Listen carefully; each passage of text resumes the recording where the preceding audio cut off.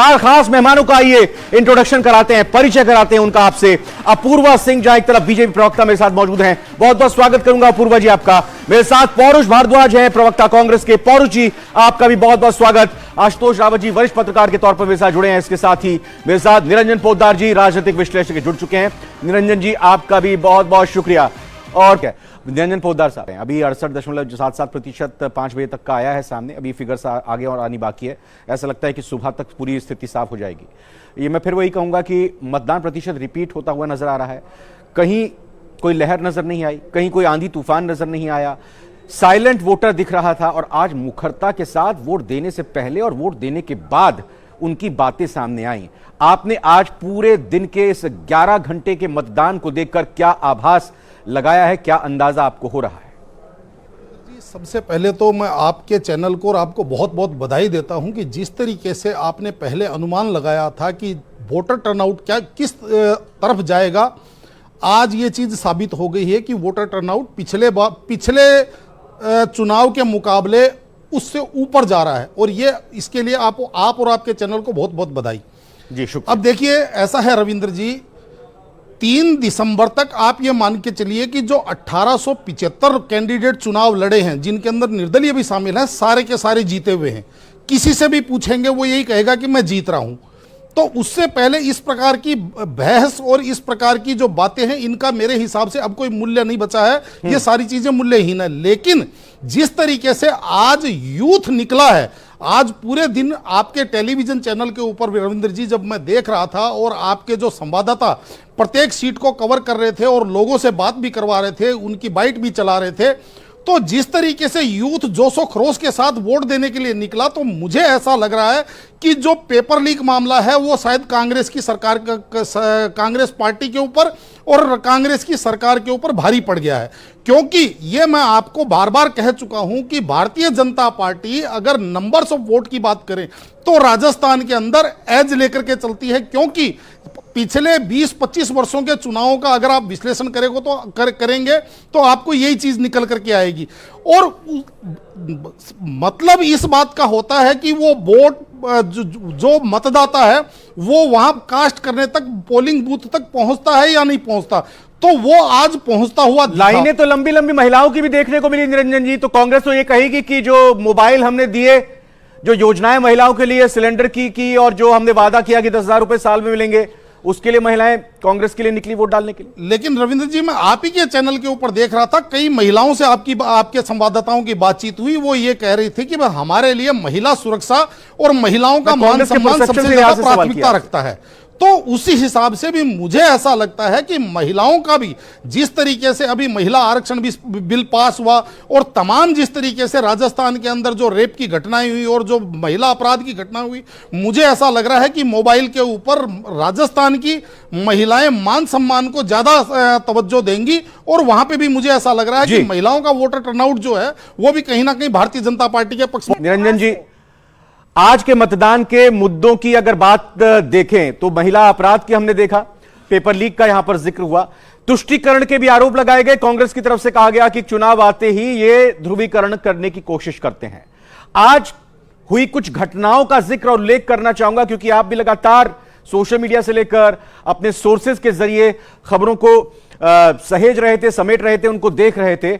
आज देखने में ये सामने आया, चाहे तिजारा हो या जयपुर के एक तरह से कहें कि आदर्श नगर सीट की बात हो, या पुराने शहर की बात हो, या फिर इसके अलावा हम दूसरी जगहों पर भी जाएं, वहां पर भी कुछ इस तरह के आरोप लगे बूथ कैप्चरिंग के, वहां पर फर्जी मतदान के, हिंसा हुई, मतदान कर्मियों को भगाया गया। और एक पक्ष दूसरे पक्ष पर यह भी आरोप लगाते हुए दिखा कि उनके परिवार के 4 अगर मेंबर हैं तो उनमें से 2 के वोट हैं, 2 के वोट नहीं है। तो ये भी आरोप आज पूरे सिस्टम पर उठाए गए हैं। क्या तुष्टीकरण और ध्रुवीकरण का मुद्दा इस बार यहां पर देखने को मिला आज मतदान में? देखिए रविंद्र जी, निश्चित रूप से जो सरकार की नीति और नीयत होती है वो जनता के सामने परिलक्षित होती है। और जिस तरीके से 5 साल सरकार चली और उसके अंदर देखिए रह करके जब भी हिंदुओं के त्योहार आए, बड़े पर्व आए, और उसके बाद में वहां पे जिस तरीके से करौली में या जो घटनाएं राजस्थान के अंदर जो घटी, और जिसको कहते हैं पथराव की, दंगे की, और उसके बाद में जो प्रशासन का रवैया रहा, या समझ लीजिए रामनवमी के ऊपर, दीपावली के ऊपर जिस तरीके से कई जिलों के अंदर धारा 144 का भी प्रयोग किया गया, तो जनता के मन में वो चीजें तो थी। और इसका प्रमाण ये है कि आज भी आप देखेंगे तो जहां पे मुस्लिम बहुल एरियाज है रविंद्र जी, वहां पे जो टर्नआउट हुआ है वो बहुत बम्पर टर्नआउट हुआ है। तो इसका अर्थ यह हुआ कि भाई कहीं ना कहीं पोलराइजेशन इसके अंदर, इस चुनाव के अंदर भी प्रभावित था। इसको आप नकार नहीं सकते, ये जो टर्नआउट देख करके। अब यहां पे एक महत्वपूर्ण बात और जोड़ना चाहूंगा रविंद्र जी, कि देखिए 3 दिसंबर को जो आज चुनाव पड़े हैं, उनका 3 दिसंबर को 5 राज्यों के चुनाव परिणाम आने हैं। और जिस तरीके से अभी हम महिला अपराध की बात कर रहे थे, महिला मान सम्मान की बात कर रहे थे, जनता के जनादेश का भी सम्मान होना चाहिए। क्योंकि कई बार क्या होता है कि चुनाव लगातार हारते ही जनादेश पे उंगली उठा देते थे, कह देते हैं ईवीएम हैक हो गई, लोकतंत्र पे कब्जा हो गया। तो मेरा ये एक निवेदन है तमाम राजनीतिक पार्टियों से कि परिणाम आपके ऐच्छिक आए, आपके विपरीत आए, लेकिन कम से कम जनादेश का आप अपमान मत करिएगा। अगर आप आज जीत का दावा कर रहे हैं तो उसके बाद में 3 दिसंबर को भी ये कहिएगा कि जनता ने हमें नकार दिया। ये मेरा निवेदन आपके चैनल के माध्यम से। निरंजन जी, आपने बात बिल्कुल सही कही, लेकिन चूंकि मैं अगर सवाल बीजेपी या कांग्रेस किसी से भी ये करूंगा तो हाइपोथेटिकल क्वेश्चन वो मानकर चलेंगे और दोनों ये दावा करेंगे कि सरकार तो हमारी बनने जा रही है, इसलिए सवाल ही नहीं उठता कि अगर ये मैंडेट हमारे फेवर में नहीं होता तो हम 14 के बाद में कदाचित यही परिस्थिति देखी गई है। तमाम चुनावों के बाद में केवल कर्नाटक और हिमाचल के चुनाव परिणाम के बाद में ये जो एक रुधाली वाला जो गैंग है वो कहीं ना कहीं विलुप्त हो गया। उससे तो निरंजन जी, नतीजे तो 3 दिसंबर को आएंगे, लेकिन अगर मैं एक सवाल आपसे करूं कि कांग्रेस की अगर सरकार रिपीट होती है तो क्या फिर जनता की तरफ से सोशल स्कीम्स को लेकर स्वीकार्यता के तौर पर इसको देखा जाएगा? अगर कांग्रेस की सरकार रिपीट नहीं होती है तो फिर क्या सोशल स्कीम्स सरकार रिपीट कराने में, सरकार बनाने में कारगर साबित नहीं हो सकती हैं? यह एक मैसेज देश की राजनीति में जाएगा। रविंद्र जी, मैं बड़ा ही क्षमा प्रार्थी होकर के आपके सवाल का जवाब बाद में देता हूं। पहले मैं दूसरी बात करूंगा। जिस तरीके से कांग्रेस के विद्वान प्रवक्ता उन्होंने मेरे ऊपर व्यक्तिगत रूप से एक टिप्पणी करी, मैं उस चीज का जवाब देना चाहता हूं। इन्होंने कहा कि ब्रजभूषण सिंह के ऊपर और मणिपुर की महिलाओं के ऊपर मैं नहीं बोला। दोनों बातों का मैं पहले जवाब देना चाहता हूं रविंद्र जी। वैसे ये राजनीतिक व्यक्ति हैं और मैं राजनीतिक व्यक्ति नहीं हूं, लेकिन जहां मामला व्यक्तिगत टिप्पणी का आता है तो फिर जवाब देना अनिवार्य हो जाता है। आप मुझे एक बात बताइए, इनका दोहरा मापदंड आपके सामने नजर नहीं आ रहा? अभी जब बालक नाथ जी की गाड़ी में टक्कर हो रही है, ये कह रहे हैं कि ये तो आरोप है, पहले जांच होनी दीजिए, पहले इसकी जांच होगी। ये इसका अभी तो ये आरोप है, मतलब अभी आरोप है, अभी इसके अंदर इसकी जांच होना जरूरी है।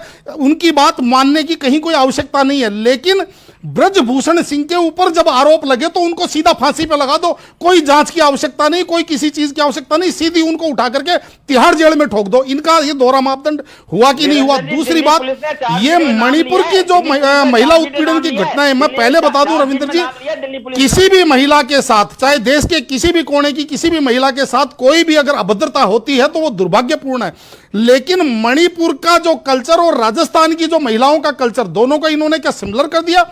वहां पे जब बॉर्डर सिक्योरिटी फोर्स और सीआईएसएफ की टीम जब जाकर के वहां कॉबिंग करती है तो वहां 30,000 महिलाएं नग्न होकर के सामने प्रदर्शन करती हैं, टीम को हटना पड़ता है। क्या राजस्थान की महिलाओं का आप उनके साथ कंपैरिजन करेंगे? निरंजन जी, मेरे सवाल पर आइए, मैंने जो सवाल किया था उस पर आइए जी। अब मैं आपके सवाल के ऊपर आता हूं। देखिए, निश्चित रूप से इस बार अशोक गहलोत जी ने जिस तरीके की घोषणाएं की हैं, पहले के 4 साल के, मुझे कहने में कोई संकोच नहीं, पहले के 4 साल यह सरकार केवल होटलों से, रिजॉर्ट से चलती रही थी, सरकार बनाने और सरकार गिराने का मामला चलता रहा। लेकिन अंतिम एक जो चुनावी वर्ष है उसके अंदर पूरा का पूरा, जिसके कहते हैं पूरा एकदम पिटारा खोल दिया, घोषणाएं कर दी कि धरातल पे कितनी इंप्लीमेंट होगी, नहीं होंगी। अब या तो अशोक गहलोत जी जब आएंगे तो उनको जैसे हिमाचल के अंदर इन्होंने वायदे किए, लेकिन सरकार बनते ही इनको पहले पेट्रोलियम पे वेट बढ़ाना पड़ा, या तो अशोक गहलोत जी आते ही पहले राजस्थान की जनता का गला घोटेंगे, या फिर अपने किए हुए वादों को ठंडे बस्ते में डालेंगे। और अगर भारतीय जनता पार्टी की सरकार बनती है तो उनके लिए मेरे हिसाब से इतनी बड़ी लायबिलिटी खड़ी कर दी कि अगले 5 वर्ष कोई भी मुख्यमंत्री अपनी सरकार चलाएगा तो आप ये समझ लीजिए अंगारों पे लेटेगा, इन घोषणाओं को अगर पूरा करना है तो। अगली सरकार जो राजस्थान निरंजन पोद्दार साहब, लास्ट कमेंट सर, फिगर्स आपकी तरफ से, और तीसरा फैक्टर कितना महत्वपूर्ण है, जरूरत पड़ेगी क्या बीजेपी या कांग्रेस को इनकी? रविंद्र जी, जिस तरीके से 40 के करीब सीटों के ऊपर हनुमान बेनीवाल और भीम आर्मी चीफ चंद्रशेखर जी की पार्टी समझ लीजिए ट्रायंगल फाइट कर रही है, और आज का जो वोटर टर्नआउट देख करके मुझे ऐसा लग रहा है भारतीय जनता पार्टी लगभग 115 सीटें, कांग्रेस 70 से 75 सीटें और आरएलपी गठबंधन 10 सीटें, बाकी अन्य सीटें प्लस माइनस 5% इसको आप वेरिएशन मान के चलिएगा। बहुत बहुत धन्यवाद, बहुत बहुत शुक्रिया निरंजन पोद्दार जी, आशुतोष जी का बहुत बहुत धन्यवाद, पौरुष जी आपका बहुत बहुत शुक्रिया, और अपूर्वा जी आपका भी बहुत बहुत धन्यवाद। शुभकामनाएं आप सभी।